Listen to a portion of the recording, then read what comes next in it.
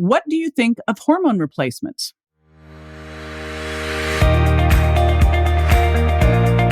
This is JJ Virgin, four-time New York Times bestselling author, celebrity nutrition expert, and fitness Hall of Famer.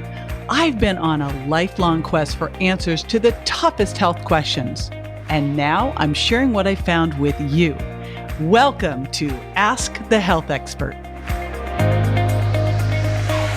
Lori West from Facebook asks, what do you think of hormone replacements? My doctor wants me to take extra tests. All right. Let's talk about hormone balancing and what happens here. So we're going to be talking menopause here, not andropause today, just menopause and what happens there. So I will be right back to answer this question. Stay with me.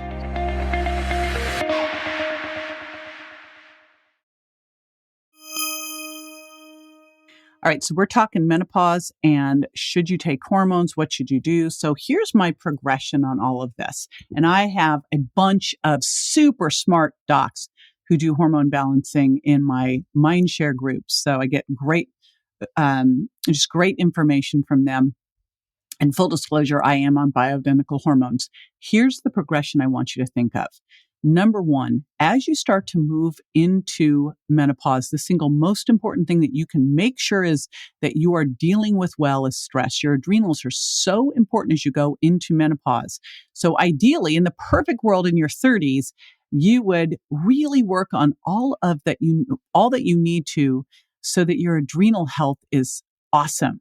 You are putting things into life to manage stress, because the idea that we're not going to have stress is ridiculous. We're going to. So you're teaching your body how to handle stress better. That can be Ziva meditation with my gal Emily Fletcher, tapping with Nick Ortner and the tapping solution. It can be some restorative yoga. It can be HIIT training that teaches your sympathetic nervous system how to handle stress better. Find your bliss. Find what works for you. And as much as I'd love to say, hey, Dry Farm Wines, do not use wine as your stress management tool. Okay.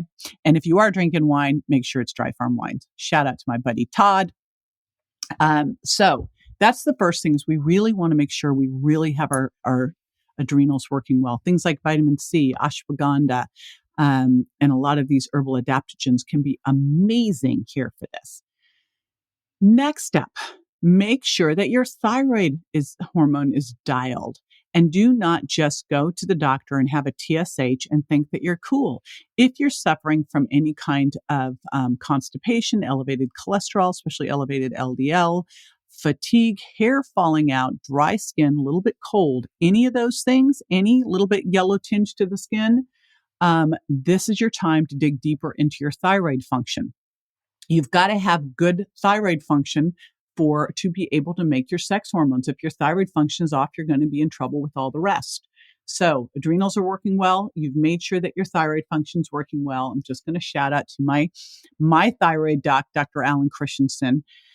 Then let's now look at balancing your hormones. And let's first look at how do we balance your hormones as much as possible by eating a good blood sugar stable diet, like the Sugar Impact Diet, getting in phytoestrogens from food, but I'm not a soy fan, as you know, but things like tahini. There's a bunch of places that you can get good, healthy phytoestrogens, taking a good hormone balancing formula.